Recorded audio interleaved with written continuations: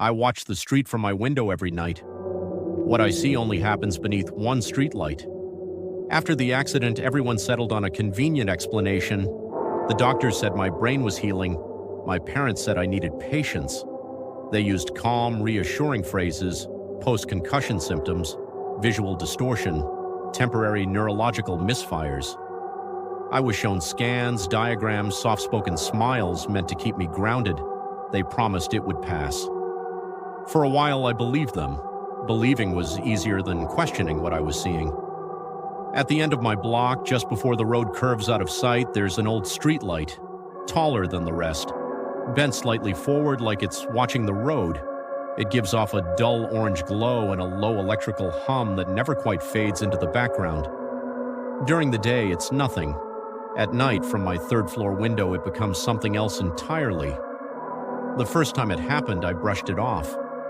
A man walked his small dog beneath the light. As they passed through the glow, the dog's legs multiplied, cleanly, distinctly, until it moved like an insect instead of an animal.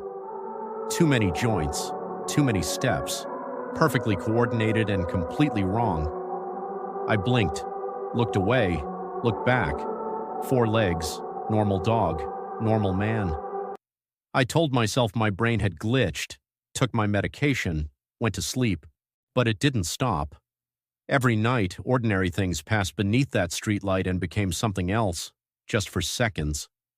A skateboard stretched into a living eel, pushing its rider forward with rippling motion. A stroller turned into a glass enclosure filled with glowing, breathing fungi.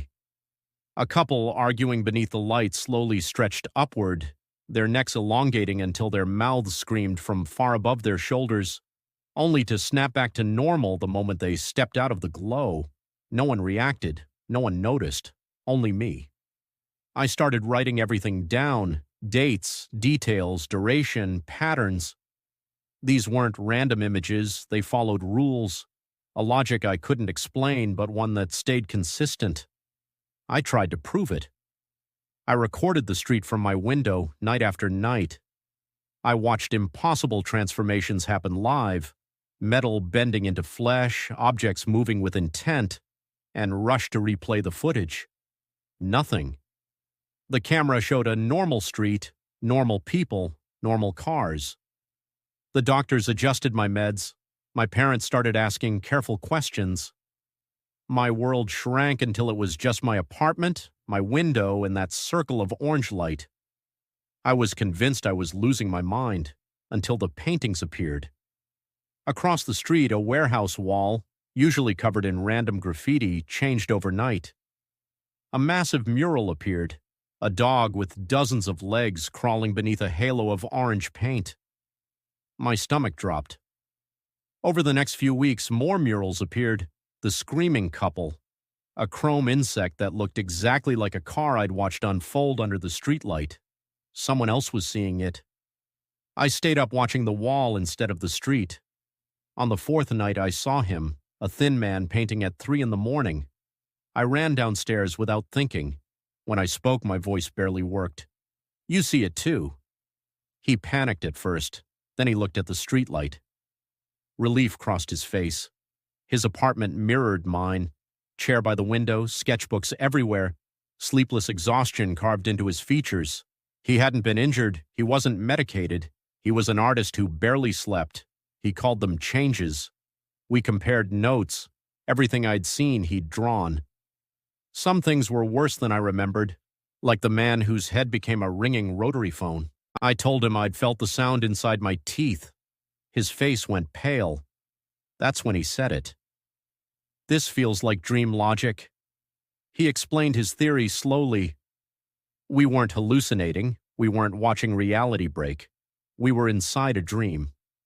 Something about us, my injury, his exhaustion, made us lucid, aware. And the dream was turning dark. The changes began lasting longer, growing more violent. A bus became a living mass of flesh with passengers shifting inside its ribbed body.